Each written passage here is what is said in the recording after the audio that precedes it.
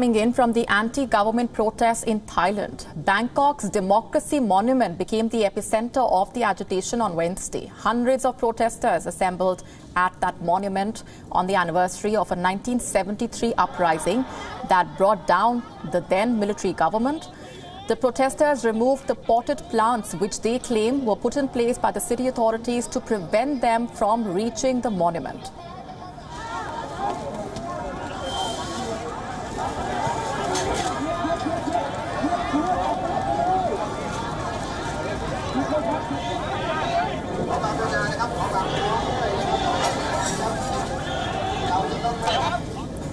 Protesters rallied around that monument, standing on the monument complex, raising the three-finger salute adopted from the popular Hunger Games film series, which has now become a symbol of that protest movement.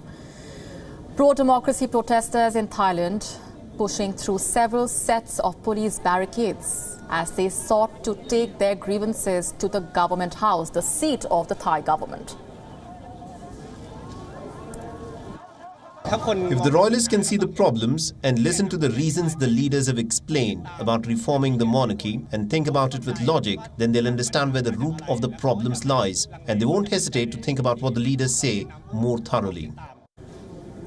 3 months of protest demanding a new constitution and the departure of the Prime Minister Prayut Chan-o-cha have largely been peaceful, although demonstrators also engaged in clashes with the police on Tuesday. 21 activists were arrested during those clashes. So far, pro-royalist demonstrations have been small compared to the tens of thousands who have been joining the biggest anti-government demonstration. The government made no immediate comments, but it has said that people have the right to protest. The palace has repeatedly declined to comment on the protests or the demands that have been raised by the protesters.